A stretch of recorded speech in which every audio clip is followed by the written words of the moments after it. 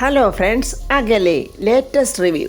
കുറേ ബുക്കുകൾ അവിടെ അടുക്കി വെച്ചിരിക്കുന്നു. അതിൽ നിന്ന് ഒരു ബുക്ക് എടുത്ത് രാജു ഇങ്ങനെ വായിക്കുവാണ്. മല്ലിക, മേഘമലയിലെ രാജകുമാരി. സന്തന പാണ്ഡ്യൻ എന്ന മേഘമലയിലെ രാജാവിനെ യുദ്ധത്തിലെ വധിച്ച വീരമാർത്താണ്ഡവർമ്മ സൂര്യമംഗലത്തെ വീരമാർത്താണ്ഡവർമ്മയോട് പ്രതികാരവുമായി വന്ന പാണ്ഡ്യന്റെ മകൾ മല്ലിക. അത്രയും വായിച്ചു കഴിഞ്ഞപ്പോഴേക്കും രാജുവിന് ഭയങ്കര പേടി തോന്നുന്നു. അടച്ചിട്ടിരിക്കുന്ന മുറിയിലോട്ടൊക്കെ നോക്കുവാണ്. അപ്പോഴിതാ കേൾക്കുന്ന ഒരു ചിലങ്കയുടെ ശബ്ദം. രാജു അങ്ങനെ പേടിച്ച് വിറച്ച് നോക്കുമ്പോൾ ഞങ്ങളുടെ ഫാനൊക്കെ തന്നെ കറങ്ങുന്നു. രാജുവിൻ്റെ നല്ല ജീവൻ അങ്ങ് പോയി. പേടിച്ച് വിറച്ച് പെട്ടെന്ന് ആ ബുക്ക് അവിടെ അങ്ങ് വെക്കുവാണ്. ആരോ ചിലങ്കയണിഞ്ഞ് നടന്നു വരുന്ന ശബ്ദം അടുത്തടുത്ത് കേൾക്കുന്നുണ്ട് രാജുവിന്. രാജു അങ്ങനെ ഞെട്ടി വിറച്ച് ഫയന് നിൽക്കുമ്പോൾ നമ്മുടെ ഋതിക അങ്ങോട്ട് ചെല്ലുവാണ്. ഋതികയെ കണ്ടപ്പോൾ രാജുവിന് പേടി ഒന്നുകൂടെ കൂടുക. ഇത് ഋതിക തന്നെയാണോ അതോ ഇനി വല്ല പ്രേതമാണോ? പെട്ടെന്ന് നോക്കുമ്പോൾ ഋതികയുടെ കാലെ ചിലങ്കയും ഉണ്ട്. രാജു കിടുകിടാന്ന് വിറച്ചോണ്ട് ഋതികയുടെ കാലെ തന്നെ നോക്കുക. ഋതിക അത് കണ്ടിട്ട് എന്താ രാജു? വിക്കി വിക്കി വിറച്ചോണ്ട് രാജു ചോദിക്കുന്നു, മല്ലിക മേഡത്തിന് എവിടുന്ന് കിട്ടി ചിലങ്ക? മല്ലിക മേഡമോ? അതാരാ രാജു മല്ലിക മേഡം? അപ്പോഴിത് മല്ലിക മേഡം അല്ലേ? രാജു എന്തൊക്കെയാ പറയുന്നത് എന്നും പറഞ്ഞ് ഋതിക രാജുവിനെ പിടിച്ചിങ്ങനെ കുലുക്കുവാണ്. സോറി മേഡം, ഞാൻ ഈ ബുക്ക് വായിച്ച് അതിലങ്ങ് ഇൻവോൾവ് ആയിപ്പോയി. രാജുവിൻ്റെ പേടി ഇപ്പോഴും മാറിയിട്ടില്ല. രാജു പേടിയോടെ തന്നെ ചോദിക്കുന്നു, അല്ല ഋതിക മേഡത്തിന് ചിലങ്ക എവിടെ നിന്ന് കിട്ടി? അതെ, അകത്തെ ഒരു മുറിയിലിരുന്ന് കിട്ടിയതാ. പണ്ട് ആരോ ഈ ചിലങ്ക അണിഞ്ഞ് നൃത്തം ചെയ്തിട്ടുണ്ടാവും. ഋതിക അങ്ങനെ കൂടെ പറഞ്ഞു കഴിഞ്ഞപ്പോഴേ രാജു വീണ്ടും പേടിച്ച് വിറയ്ക്കുക. രാജു എന്തിനാ ഇങ്ങനെ പേടിക്കുന്നേ? മാഡം, ഈ കോലത്തെ ചരിത്രമൊക്കെ ഭയങ്കരവാ കേട്ടോ. ചില ഹിസ്റ്ററി ബുക്ക് എടുത്ത് ഞാൻ വായിച്ചിട്ട് എനിക്ക് തന്നെ പേടി തോന്നുവാ. രാജുവിൻ്റെ ആ വിറയിലും വർത്തമാനമൊക്കെ കേട്ടിട്ട് ഋതികയ്ക്ക് ചിരി അടക്കാൻ പറ്റുന്നില്ല. ഋതിക അങ്ങ് മണി പോലെ ചിരിക്കുക. അത് കാണുന്തോറും രാജുവിന് പേടി വരിക. ഇനി ഋതിക തന്നെ ആണോ ഇത്? ഈ രാജുവിൻ്റെ കാര്യം ഒരു കഷ്ടം തന്നെ. മതി വാ, അമ്മമ്മ വിളിക്കുന്നു എന്നും പറഞ്ഞ് രാജുവിനെ കൈക്ക് പിടിച്ചോണ്ട് ഋതിക കൊണ്ടുപോവുക. ഇരിക്കാനോ നിൽക്കാനോ കിടക്കാനോ ഒന്നും വയ്യാത്ത ഒരവസ്ഥയിൽ ഇങ്ങനെ അംബിക നിൽക്കുക. അത് കണ്ടുകൊണ്ട് ദീപക്ക് പറയാം, ഏത് സമയത്തും ഹാപ്പിയായിട്ട് ഓടിച്ചാടി നടന്ന എൻ്റെ അമ്മയാണ്. ഇപ്പോഴെൻ്റെ അമ്മയുടെ മുഖത്തൊന്ന് ഏത് സമയത്തും ടെൻഷൻ മാത്രമേ ഉള്ളൂ. എൻ്റെ അമ്മയ്ക്ക് എന്താ അമ്മയെ പറ്റിയത്? ഇടാ മോനെ, ഋതികയെ സൂര്യമംഗലത്തോട്ട് അയക്കരുതായിരുന്നു. അവളുടെ ആ പോക്ക് എങ്ങനെയും തടയണമായിരുന്നു. അത് കേട്ടിട്ട് അംബികയുടെ മരമണ്ടം മോൻ പറയുക, ഒരു വാക്ക് അമ്മയ്ക്ക് എന്നോട് പറയാൻ വയ്യായിരുന്നു. ഞാൻ എൻ്റെ വണ്ടി ഇടിപ്പിച്ചിട്ടായാലും അവരുടെ ആ പോക്ക് തടയത്തില്ലായിരുന്നു.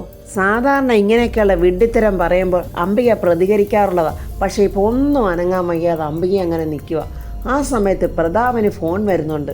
സൂര്യമംഗലത്തു നിന്ന് നമ്മുടെ സരസ്വതി അമ്മയാണ് വിളിക്കുന്നത്. അമ്മേ, കാര്യം പറയമ്മേ എന്ന് വളരെ വിനയത്തോടെ പ്രതാപൻ ചോദിക്കുമ്പോൾ, പ്രതാപ, നാളത്തെ കാര്യം അറിയാമല്ലോ?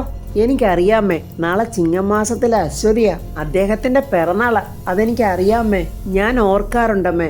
എല്ലാ വർഷവും അദ്ദേഹത്തിൻ്റെ പിറന്നാളിന് ഞാൻ അമ്പലത്തിൽ പോകാറുമുണ്ട്, വഴിപാടുകളൊക്കെ നടത്താറുമുണ്ട്. സരസ്വതി അമ്മ പറയുക, മഹാദേവവർമ്മ ജീവിച്ചിരുന്നെങ്കിൽ ഇപ്പോൾ അദ്ദേഹത്തിന് എത്ര വയസ്സായിരിക്കുമെന്ന് പ്രതാപന് പറയാവോ? അപ്പോഴങ്ങോട്ട് യാമിനിയും ശേഖറും അംബികയും മോനും വന്നിട്ടുണ്ട്. പ്രതാപൻ പറയുന്നു, മഹാദേവവർമ്മ സാർ ജീവിച്ചിരുന്നെങ്കിൽ എന്ന് ഇത്രയും പറയുമ്പോഴേ അംബിക ഒരു ഞെട്ടുന്നുണ്ട്. ഉടനെ ദീപക്കിന് ഓർമ്മ വരുന്നു, മഹാദേവവർമ്മ, ഈ പേര് ഞാൻ എവിടെയോ കേട്ടിട്ടുണ്ടല്ലോ. സരസ്വതിയമ്മ പറയുക, ജീവിച്ചിരുന്നെങ്കിൽ ഇപ്പോൾ 100 വയസ്സ്, ജന്മശതാബ്ദി.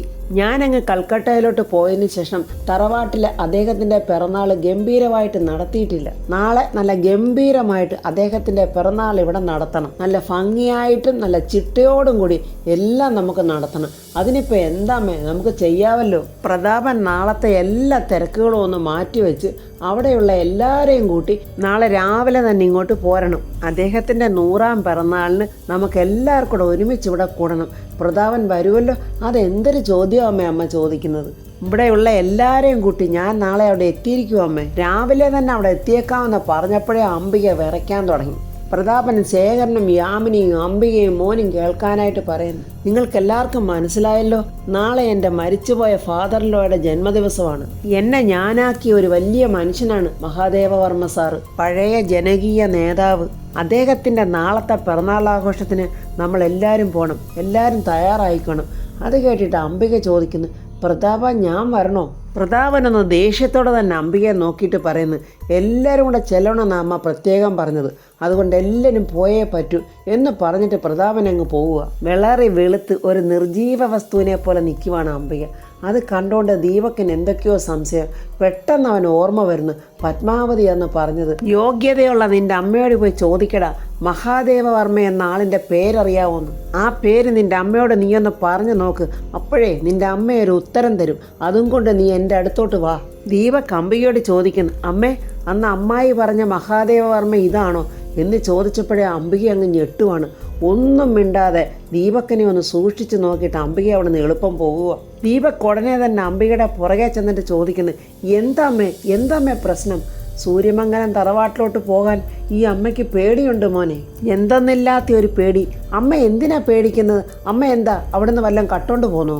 എന്തായാലും ഞാൻ അമ്മയുടെ മോനല്ലേ, എന്നോട് പറയമ്മേ. എടാ അതൊക്കെ ഒരു പഴയ കഥയാ. എന്നാൽ അമ്മയ്ക്ക് പേടിയാണെങ്കിൽ പറയണ്ട. അങ്ങോട്ട് പോകാൻ അമ്മയ്ക്ക് പേടിയാന്നേ പോകണ്ട, അത്രയല്ലേ ഉള്ളൂ. അങ്ങനല്ലടാ മോനെ, പേടിയുണ്ടെങ്കിലും എനിക്ക് അവിടെ പോയേ പറ്റൂ. അങ്ങോട്ട് പോയിരിക്കുന്ന ഋതിക പലതും അറിയും. അവൾ അങ്ങനെ ഒന്നും അറിയാൻ പാടില്ല. അവളങ്ങനെ കഥകളൊക്കെ അറിയുന്നതിന് മുമ്പ് തന്നെ എന്തെങ്കിലും ഒരു കാര്യം ഉണ്ടാക്കി അവളെ അവിടുന്ന് തിരിച്ചു കൊണ്ടുപോരണം. ഋതിക മാത്രമല്ല, രാജു ഒന്നും അറിയാൻ പാടില്ല. അതൊക്കെ വലിയ ആപത്താ. പോകാതിരിക്കാൻ ഒരു കാരണവശാലും എനിക്ക് ആവില്ല മോനെ. ഒത്തിരി വട്ടം ഞാൻ ആലോചിച്ചു നോക്കി. ആ സരസ്വതിയുടെ ഉള്ളിൽ മറ്റെന്തെങ്കിലും ഉദ്ദേശം ഉണ്ടോയെന്നുകൂടി ഒന്ന് അറിയണം. ഇനി എന്തും വരട്ടെ, നാളെ ഞാൻ അവരോടൊപ്പം പോകാൻ തന്നെ തീരുമാനിച്ച്. എൻ്റെ അമ്മയുടെ പേടിയും പരിഭ്രമവും ഒക്കെ കണ്ടിട്ട് എനിക്ക് തന്നെ പേടിയാവുക. കുഴപ്പം വല്ലതും ആണെങ്കിൽ അമ്മ പോവണ്ടാമേ. ജയിച്ച് കയറിയവളാടാ ഈ അംബിക. ഇനി അങ്ങോട്ട് തോൽക്കാൻ തയ്യാറുമല്ല. തോൽവിയേക്കാൾ നല്ലത് മരണം തന്നെ. ഈ അമ്മ എന്തൊക്കെയോ എന്നിൽ നിന്ന് മറയ്ക്കുന്നുണ്ട്. അമ്മയുടെ മനസ്സ് നിറയെ രഹസ്യങ്ങളാണല്ലോ എന്ന് ചിന്തിച്ച് ദീപക് അവിടെ അങ്ങനെ നിൽക്കുവാണ്. സരസ്വതി അമ്മ എന്നിട്ട് വേണുവിനെയും ഫാമിലിയെയും വിളിക്കാനുള്ള പുറപ്പാടാണ്. വേണുവേട്ടനെ ഫോൺ ചെയ്ത് വിളിക്കുന്നുണ്ട്. അയ്യോ സരസ്വതി മാഡം ആണോ? പറയൂ മാഡം. നാളെ അദ്ദേഹത്തിൻ്റെ ജന്മശതാബ്ദിയാണ്. ഇവിടെ ചെറിയൊരു പൂജയും അനുസ്മരണ ചടങ്ങും ഒക്കെ ഉണ്ട്. പ്രതാപനും അവിടുന്ന് എല്ലാവരും വരുന്നുണ്ട്. വേണുവും കുടുംബസഹിതം വരണം. ഞാൻ രാധമ്മയെ പ്രത്യേകം വിളിക്കണോ വേണു? വേണ്ട മാഡം, ഞാൻ പറഞ്ഞോളാം. നിങ്ങൾക്ക് എല്ലാവർക്കും കൂടെ വരാനുള്ള കാറ് ഞാൻ ഇവിടെ അയക്കാം. വരാതിരിക്കല്ലേ വേണു? അയ്യോ തീർച്ചയായിട്ടും വരും മാഡം എന്ന് പറയുന്നുണ്ട് നമ്മുടെ വേണുവേട്ടൻ. ആ സമയത്ത് കൊച്ചമ്മണിയും പ്രിയയും ജയനും അവിടെ നിന്ന് ഇതെല്ലാം കേൾക്കുവാണ്. വേണുവേട്ടൻ പെട്ടെന്ന് രാധമ്മേ എന്ന് വിളിക്കുമ്പോൾ രാധമ്മ ചാടിക്കടിക്കാൻ വരുന്ന പോലാണ് വരുന്നത്. എന്തിനാ രാധയെ വിളിക്കുന്നത്? എന്താ വേണം? നാളെ സൂര്യമംഗലം കൊട്ടാരത്തിലെ മഹാദേവവർമ്മ സാറിൻ്റെ ജന്മശതാബ്ദിയാ. സരസ്വതി മേഡമാ ഇപ്പോൾ എന്നെ വിളിച്ചത്. നമ്മളെല്ലാവരും ചെല്ലണമെന്ന്. പിന്നെ ഞാനിപ്പോൾ വരാൻ പോവല്ലേ എന്നൊരു ഭാവത്തിൽ രാധമ്മ ഒരു നിൽപ്പ് നിൽക്കുന്നുണ്ട്. അത് കേൾക്കുമ്പോൾ നമ്മുടെ കൊച്ചമ്മണിക്കും പ്രിയയ്ക്കും ജയനും സന്തോഷമാകുന്നുണ്ട്. കൊച്ചമ്മണി പറയുന്നുണ്ട്, അയ്യോ അടിപൊളിയായിരിക്കും. രാധമ്മ വലിയ അഹങ്കാരത്തോടെ പറയുക, ഞാൻ ഒരു സ്ഥലത്തോട്ടും വരുന്നില്ല. അയ്യോ അങ്ങനെ പറയല്ലേ രാധമ്മേ, മേഡം നിന്നോട് പ്രത്യേകം പറയാൻ പറഞ്ഞു. ഞാൻ വരുന്നില്ലെന്ന് നിങ്ങളോട് പറഞ്ഞില്ലേ? എടി രാധേ, ഞാനും നീയും തമ്മിലുള്ള സൗന്ദര്യ പിണക്കങ്ങളൊക്കെ ഇവിടെ മതി. രാധമ്മ ഒരു കളിയാക്കൽ പോലെ, അയ്യോ നമ്മൾ തമ്മിൽ സൗന്ദര്യപ്പിണക്കം ഉണ്ടെന്ന് ഇവിടെ ആരാ പറഞ്ഞത്? നമ്മുടെ വേണുവേട്ടൻ വിടുവോ? എന്നാലേ നമ്മൾ തമ്മിൽ വിവാഹമോചനത്തിൽ അങ്ങോട്ട് എത്തിയെന്ന് വിചാരിക്കുക. പക്ഷെ രാജു നിന്റെ മകനല്ലാതാകില്ലല്ലോടി. ആ മകൻ്റെ ഭാര്യ വീട്ടിൽ നടക്കുന്ന ചടങ്ങ്. വലിയ കോടീശ്വരിയാണെന്നുള്ള ഭാവമൊന്നും അവർ കാണിക്കത്തില്ല. നാളെ അവർ കാറയക്കും. എല്ലാവരും പോയേ പറ്റൂ എന്ന് പറഞ്ഞിട്ട് വേണുവേട്ടൻ പുറത്തോട്ട് പോവുക. കൊച്ചമ്മണി പറയാ, എന്താ രാധ ഇത്? ആ ഋതികയുടെ കൊട്ടാരം നമുക്കും ഒന്ന് കാണാമല്ലോ. അതിന് ചെതലെടുത്തതാണോ കോഴിക്കോട് പോലെയുള്ളതാണോ എന്നൊക്കെ നമുക്കും അറിയണ്ടേ. ഇവിടുന്ന് എല്ലാവർക്കും പോകണമെന്നും ആഗ്രഹമുണ്ട്. അത് കേട്ടിട്ട് രാധമ്മ പറയാ, നിങ്ങളെല്ലാവരും കൂടെ അങ്ങ് പോയാൽ മതി, ഞാൻ വരുന്നില്ല. അതെന്തൊരു വേലയാ രാധമ്മേ?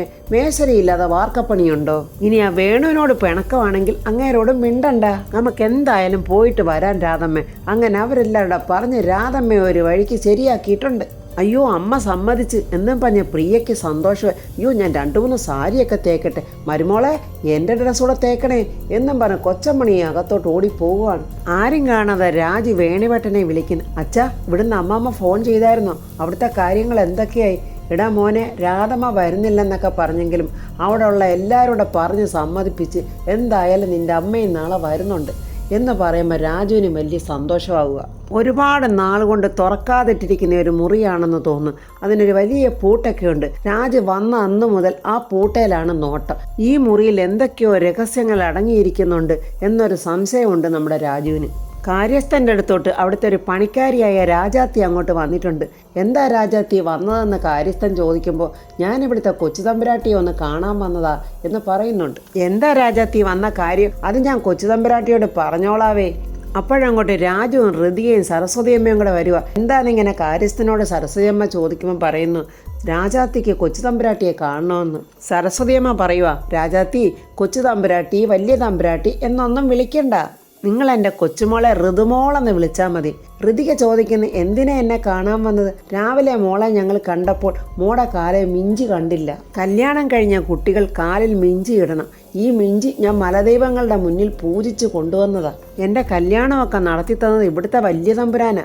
ഈ മിഞ്ചി മോള് കാലിലിടണം. ഇതെൻ്റെ ഒരു സമ്മാനമായിട്ട് കരുതിയാൽ മതി. എന്നാൽ രാജാത്ത് തന്നെ ഋതുമോളുടെ കാലിൽ ഇട്ടുകൊടുക്ക് എന്ന് സരസ്വതിയമ്മ പറയുമ്പോൾ, അയ്യോ അത് പാടില്ല വലിയ തമ്പുരാട്ടി, താലി കെട്ടിയ ആൾ തന്നെയാണ് കുഞ്ഞിൻ്റെ കാലിൽ ഇത് ഇട്ട് കൊടുക്കേണ്ടത്. എന്നാൽ രാജു ഇട്ട് കൊടുക്ക്. അയ്യോ ഞാനിടാനോ? അയ്യോ അത് വേണ്ട, ഇത് ഇവിടുത്തെ ഒരു ചടങ്ങ്, രാജു ഇട്ടേ പറ്റൂ. എന്നാലേ ആ ചടങ്ങ് അങ്ങ് നടക്കട്ടെ രാജു എന്ന് പറയുമ്പോൾ രാസാത്തി പൂവിൽ പൊതിഞ്ഞു കൊണ്ടുവന്ന് ആ മിഞ്ചി എടുക്കുവാണ് രാജു. അങ്ങനെ ആ ചടങ്ങ് അവിടെ നടക്കുവാണ്. ഋതിക വളരെ സന്തോഷത്തോടെ രാജുവിൻ്റെ കാലിലോട്ട് അവളുടെ കാലിങ്ങനെ പൊക്കി വെക്കുവാണ്. രാജു അപ്പോഴാ മിഞ്ചി ഋതികയുടെ കാലിൽ അണിയിക്കുവാണ്. എല്ലാവരും പ്രാർത്ഥിക്കുകയും ചെയ്യുന്നുണ്ട്. അങ്ങനെ ഋതികയുടെയും രാജുവിൻ്റെയും ജീവിതത്തിൽ ഒരു മനോഹരമായ ചടങ്ങൂടെ നടന്നു. രാത്രിയിൽ ഋതിക ഇങ്ങനെ ആ കാലിലെ മെഞ്ചി നോക്കി ഇങ്ങനെ ഇരിക്കുവാണ്. ഋതികയുടെ മനസ്സ് മുഴുവൻ അന്നത്തെ കല്യാണത്തെക്കുറിച്ച് ചിന്തയാണ്. ഒരുപാട് വിഷമിച്ച് നിന്നതാണല്ലോ ഋതിക, ആ കല്യാണം നടക്കില്ല രാജുവായിട്ടെന്ന്. അങ്ങനെ ഇരിക്കുന്ന സമയത്താണല്ലോ അപ്രതീക്ഷിതമായി പെട്ടെന്ന് നമ്മുടെ രാജു അവിടെ വന്നതും ആ കല്യാണം നടന്നതും ആ സീനുകളൊക്കെ ഇങ്ങനെ നമ്മുടെ ഋതികയുടെ മനസ്സിൽ കൂടെ ഓടുവാണ്. അവൾ ഭയങ്കര സന്തോഷത്തിൽ ആ മിഞ്ചിയും നോക്കി ഇങ്ങനെ ഇരിക്കുമ്പോൾ രാജു അവളുടെ അടുത്തോട്ട് ചെല്ലുവാണ്. അപ്പോൾ ഫ്രണ്ട്സ്, രാജു ആ മിഞ്ചി കാണുമ്പോൾ അവൻ്റെ മനസ്സിൽ എന്തെങ്കിലും വിചാരങ്ങൾ തോന്നാൻ സാധ്യതയുണ്ടോ? വേണുവേട്ടനും കുടുംബവും സൂര്യമംഗലത്തെത്തിക്കഴിയുമ്പോൾ ഋതിക ആരാണെന്നും ഋതിക ആ കൊട്ടാരത്തിലെ രാജകുമാരിയാണെന്ന് കണ്ടു കഴിയുമ്പോൾ ഋതികയെ വെറുത്തിരുന്ന രാധമ്മയുടെ മനസ്സ് മാറുമോ? കൊടും ചതിയും ക്രൂരതയും കൊണ്ട് നടന്ന അംബികയെ സരസ്വതിയമ്മ അവിടെ വെച്ച് പിടിച്ചു പൂട്ടുമോ എന്നുള്ള റിവ്യൂ ഒക്കെ ആയിട്ട് നമുക്ക് നാളെ കാണാം.